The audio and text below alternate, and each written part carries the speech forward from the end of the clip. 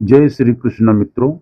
यक्ष और युधिष्ठिर के बीच जो संवाद हुआ उसे जानने के बाद आप जरूर हैरान रह जाएंगे।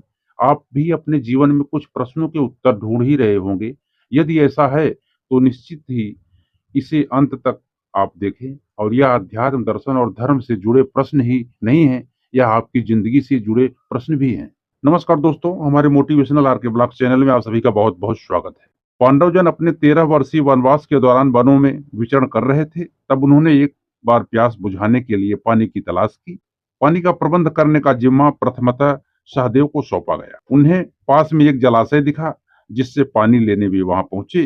जलाशय के स्वामी अदृश्य यक्ष ने आकाशवाणी के द्वारा उन्हें रोकते हुए पहले कुछ प्रश्नों का उत्तर देने की शर्त रखी। सहदेव उस शर्त और यक्ष को अनदेखा कर जलाशय से पानी पीने लगे।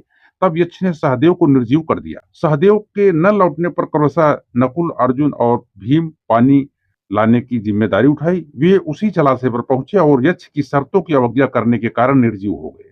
अंत में चिंतातुर युधिष्ठिर स्वयं उस जलाशय पर पहुंचे। अदृश्य यक्ष ने प्रकट होकर उन्हें आगाह किया और अपने प्रश्नों के उत्तर देने के लिए कहा। युधिष्ठिर ने धैर्य दिखाया। उन्होंने न केवल यक्ष के सभी प्रश्न ध्यानपूर्वक सुने, अपितु उनका तर्कपूर्ण उत्तर भी दिया, जिसे सुनकर यक्ष संतुष्ट हो गया। तुष्ट होने के बाद यक्ष ने क्या किया और क्या वो प्रश्न थे, इसको जानने के लिए आप वीडियो में अंत तक बने रहें। दोस्तों, आपको बहुत अच्छी जानकारी मिलने वाली है। ये अपने जीवन से जुड़ी जानकारी है। ये बहुत काम का विषय है दोस्तों, बहुत ही महत्वपूर्ण जानकारी हम बताने जा रहे हैं। यक्ष क्या प्रश्न करता है दोस्तों? यक्ष कहता है, यक्ष का पहला प्रश्न है, कौन हूं मैं? युधिष्ठिर ने उत्तर दिया, तुम न यह शरीर हो, न इंद्रिय, न मन, न बुद्धि।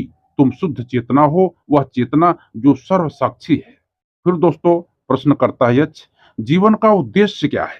युधिष्ठिर जवाब देते हैं, जीवन का उद्देश्य उसी चेतना को जानना है जो जन्म और मरण के बंधन से मुक्त है। उसे जानना ही मोक्ष है। यक्ष पूछता है, जन्म का कारण क्या है?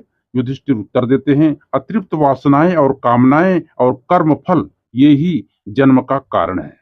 जन्म और मरण के बंधन से मुक्त कौन करता है? यक्ष का अगला प्रश्न। युधिष्ठिर जवाब देते हैं, जिसने स्वयं को उस आत्मा को जान लिया, वह जन्म और मरण के बंधन से मुक्त है। यक्ष पूछता है, वासना और जन्म का संबंध क्या है? जब युधिष्ठिर बताते हैं, जैसी वासनाएं वैसा जन्म। यदि वासनाएं पशु जैसी तो पशु योनि में जन्म, यदि वासनाएं मनुष्य जैसी तो मनुष्य योनि में जन्म। अगला प्रश्न करता है यक्ष, संसार में दुख क्यों है? युधिष्ठिर जवाब देते हैं, संसार के दुख का कारण लालच और स्वार्थ और भय है। फिर यक्ष पूछता है, तो फिर ईश्वर ने दुख की रचना क्यों की? युधिष्ठिर जवाब देते हैं, ईश्वर ने संसार की रचना की और मनुष्य ने अपने विचार और कर्मों से दुख और सुख की रचना की। यक्ष पूछता है, क्या ईश्वर है? कौन है वह? क्या वह स्त्री है या पुरुष? तब युधिष्ठिर बहुत सुंदर जवाब देते हैं दोस्तों, कारण के बिना कार्य नहीं। यह संसार उस कारण के अस्तित्व का प्रमाण है। तुम हो, इसीलिए वह भी है। उस महान कारण को ही आध्यात्म में ईश्वर कहा गया है। वह न स्त्री है न पुरुष। अगला प्रश्न करता है यक्ष। यक्ष प्रश्न करता है, उसका ईश्वर स्वरूप क्या है? युधिष्ठिर जवाब देते हैं, वह सतचित आनंद है। वह निराकार है, सभी रूपों में अपने आप को स्वयं को व्यक्त करता है।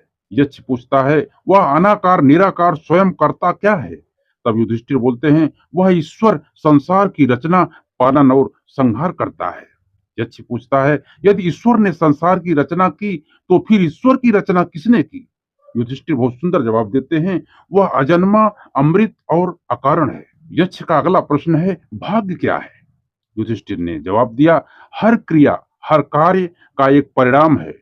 परिणाम अच्छा भी हो सकता है, बुरा भी हो सकता है। यह परिणाम ही भाग्य है। आज का प्रयत्न कल का भाग्य है। यक्ष अगला प्रश्न करता है, सुख और शांति का रहस्य क्या है? युधिष्ठिर जवाब देते हैं, सत्य, सदाचार, प्रेम और क्षमा सुख का कारण है। असत्य, अनाचार, घृणा और क्रोध का त्याग शांति का मार्ग है।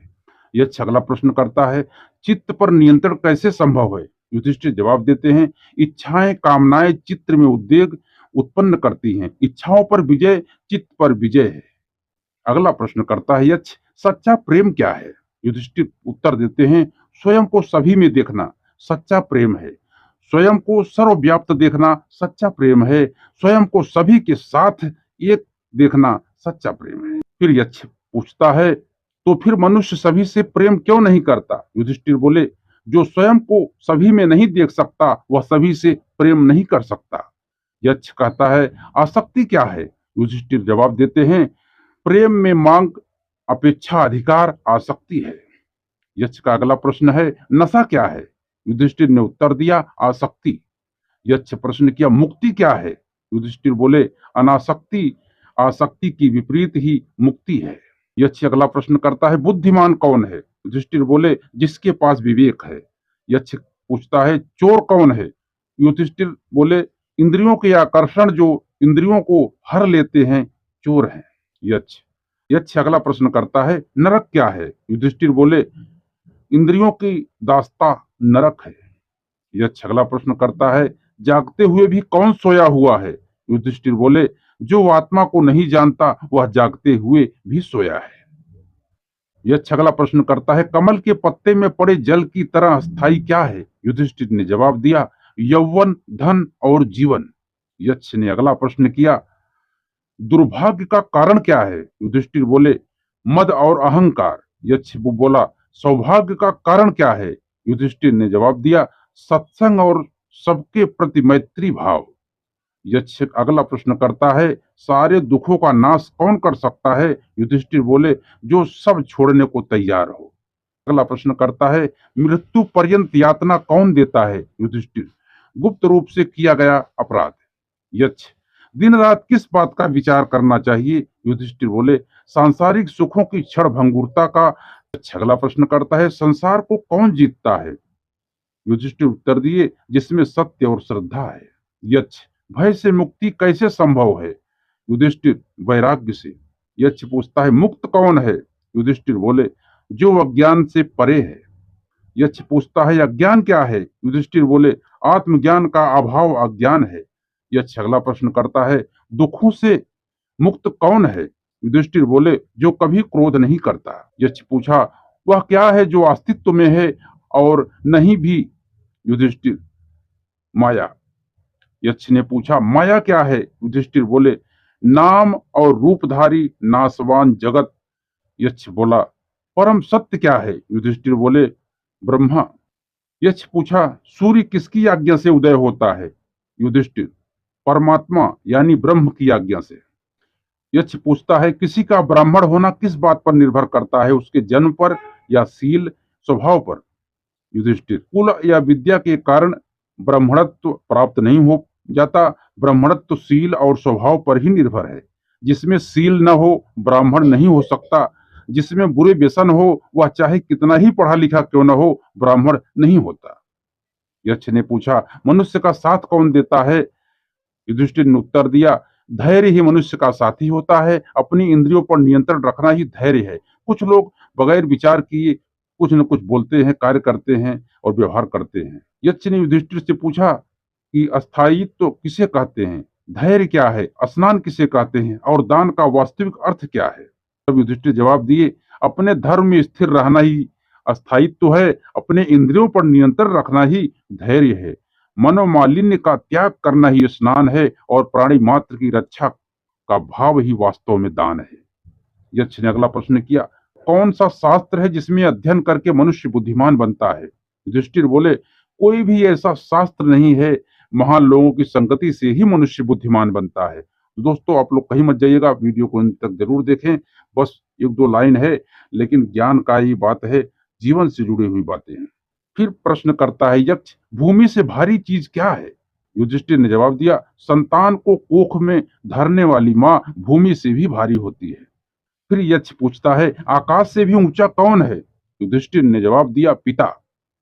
यक्ष ने फिर अगला प्रश्न किया, हवा से भी तेज चलने वाला कौन है? युधिष्ठिर ने जवाब दिया, मन। यक्ष ने पूछा, घास से भी तुच्छ चीज क्या है? युधिष्ठिर ने उत्तर दिया, चिंता।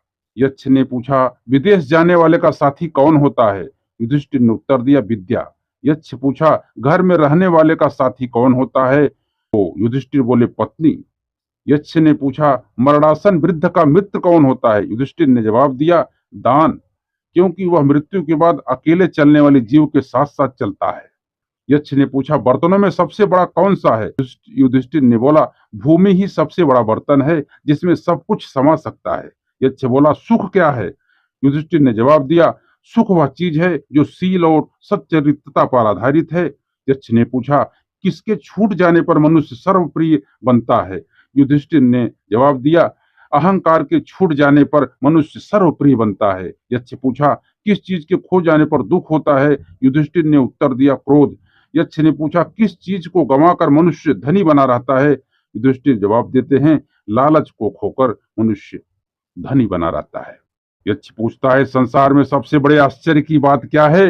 युधिष्ठिर बोले, हर रोज आंखों के सामने कितने ही प्राणियों की मृत्यु हो जाती है, यह देखते हुए भी इंसान अमरता के सपने देखता है, यही महान आश्चर्य है। जब युधिष्ठिर ने सारे प्रश्नों के उत्तर उसको दे दिए, तब वह खुश होकर के कहता है कि मैं तुम्हारे एक भाई को जीवित करूंगा। तब युधिष्ठिर ने अपने छोटे भाई नकुल को जिंदा करने के लिए कहा, लेकिन यक्ष हैरान था। उसने कहा, तुमने भीम और अर्जुन जैसे वीरों को जिंदा करने के बारे में क्यों नहीं सोचा? युधिष्ठिर बोले, मनुष्य की रक्षा धर्म से होती है। मेरे पिता की 2 पत्नियां थी, कुंती का एक पुत्र, मैं तो बचा हूं। मैं चाहता हूं कि माता माद्री का भी एक पुत्र जीवित रहे। यह उत्तर सुनकर काफी खुश हुआ और महाभारत की जीत का वरदान देकर वह अपने धाम लौट गया और सभी भाइयों को जिंदा कर दिया। तो दोस्तों, ये था युधिष्ठिर का जो है जवाब, यक्ष ने जो सवाल पूछा था। तो आशा करता हूँ कि आपको वीडियो बहुत अच्छा लगा होगा।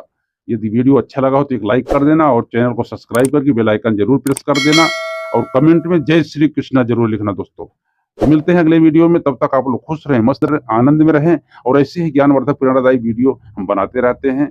इसके लिए आप लोग हमारे चैनल से जुड़े रहें, वीडियो को एंड तक जरूर देखें और इससे हमको प्रेरणा मिलेगी और ऐसे ही हम आपके